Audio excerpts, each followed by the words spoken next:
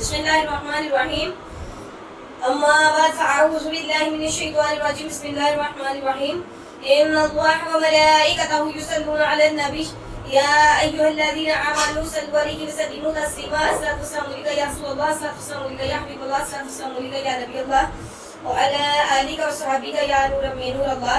سب کو السلام علیکم ورحمۃ اللہ وبرکاتہ. کل ہم نے پیش کیا تھا کہ ایک جو آدمی تھا وہ اپنی ماں کو لے کر عمرے پر گیا اور اس کی ماں وہاں پر فوت ہو گئی اور اس کا منہ کالا ہو گیا, پیٹ پھول گیا.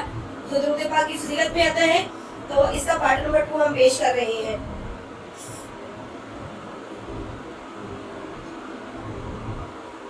آپ ہی ہمارے لیے بد دعا کر دیتے تو ہم میں سے ایک بھی باقی نہ رہتا. بے شک کافروں نے آپ کی پشت مبارک کو روندا کہ جب آپ نماز میں سجدے میں تھے, آپ صلی اللہ علیہ وسلم کی پشت مبارک پر اونٹ کا بچہ زان رکھ دیا تھا اور غزوہ احد میں آپ کے چہرہ مبارک کو خون آلودہ کیا, آپ کے دندان مبارک شہید کیا, اور آپ نے بجائے بد دعا کے یوں ارشاد فرمایا اللہم اغفر لقومی فانہم لا یعلمون. اللہ میری قوم کو معاف فرما, یہ لوگ جانتے نہیں, جاہل ہیں. یا رسول اللہ صلی اللہ علیہ وسلم میرے ماں باپ آپ پر قربان, آپ کی عمر کے بہت تھوڑے سے حصے میں کہ نبوت کے بعد 33 سال ملا, اتنا بڑا مجمع آپ پر ایمان لایا کہ حضرت نوح علیہ نبینا علیہ السلام کی طویل عمر 1000 برس میں اتنے آدمی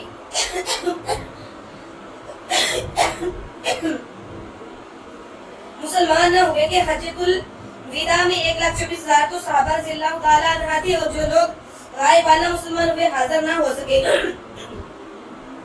ان کی تعداد تو اللہ ہی کو معلوم ہے. آپ پر ایمان لانے والوں کی تعداد بہت زیادہ سے زیادہ ہے.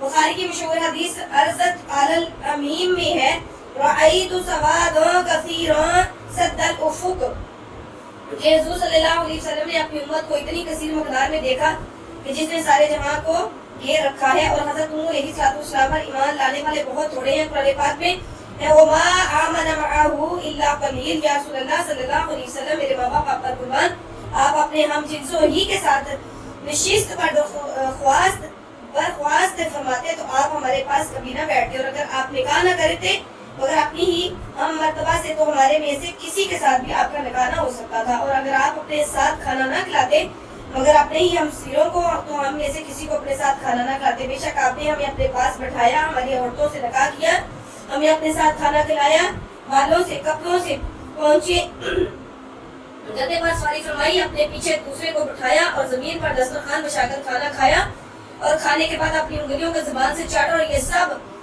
آپ نے توازہ کے طور پر اختیار فرمایا صلی اللہ علیہ وسلم. اللہ تعالیٰ ہی آپ پر درود و سلام بھیجے. یا ربی صلی وسلم دائما ابدا علی حبیبک خیر الخلق کلہم. نزیحۃ البسامتی میں حضرت ابراہیم نے نقل فرمایا کہ ایک مرتبہ مجھ کو سفر میں پیاس ہوئی تو شدت پیاس سے بے ہوش ہو کر گر پڑا. کسی نے میرے منہ پر پانی چھڑکاؤ کیا, میں نے آنکھیں کھولی تو ایک مرد حسین کو بھرو گھوڑے پر سوار دیکھا. اس نے مجھ کو پانی پلایا اور کہا میرے ساتھ رہو. تھوڑی ہی دیر گزری تھی کہ اس جوان نے مجھ سے کہا کہ تم کیا دیکھتے ہو. میں نے کہا یہ مدینہ. اس نے کہا اتر جاؤ, میرا سلام حضرت رسول صلی اللہ علیہ وسلم سے کہنا اور عرض کرنا کہ آپ کا بھائی خضر آپ کو سلام کہتا ہے. شیخ ابو الخضر قطع رحمۃ اللہ علیہ فرماتے ہیں میں مدینہ منورہ آیا, 5 دن رہا, قیام کیا, کچھ ذوق و لطف حاصل نہ ہوا مگر قبر شریف کے پاس حاضر ہوا, اور حضرت رسول صلی اللہ علیہ وسلم اور حضرت ابوبکر رضی اللہ تعالیٰ عنہ, حضرت عمر رضی اللہ تعالیٰ عنہ کو سلام کیا, عرض کیا رسول صلی اللہ علیہ وسلم آج میں آپ کا مہمان ہوں. پھر وہاں سے ہٹ کر ممبر کے پیچھے سو رہا خواب میں حضور صلی اللہ علیہ وسلم کو دیکھا. حضرت ابوبکر رضی اللہ تعالیٰ عنہ آپ کی داہنی اور حضرت عمر رضی اللہ تعالیٰ عنہ آپ کی بائیں جانب تھے. حضرت علی کرم اللہ وجہ آپ صلی اللہ علیہ وسلم کے آگے تھے. حضرت علی نے مجھ کو بلایا, فرمایا کہ اٹھ. رسول صلی اللہ علیہ وسلم تشریف لائے, میں اٹھا اور حضرت کے دونوں آنکھوں کے درمیان چوما.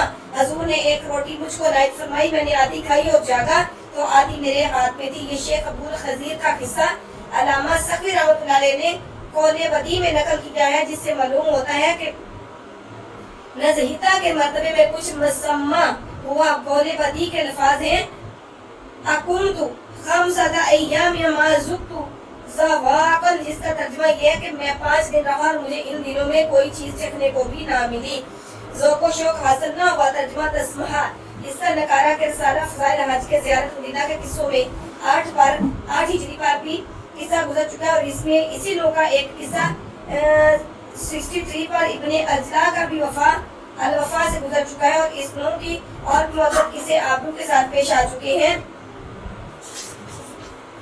اللہ تعالیٰ ہمیں سن کر عمل کرنے کی توفیق عطا فرمائے۔ وعلینا البلاغ المبین، ہمیں اللہ تعالیٰ حج اور عمرہ کرنے کی توفیق عطا فرمائے، اسی سال مدینے کے مہمان بنائے۔ اللہ تعالیٰ تمام مسلمانوں کو عمرے کی توفیق عطا فرمائے، با عمل با ادب حاضری عطا فرمائے، آمین۔ وعلینا البلاغ۔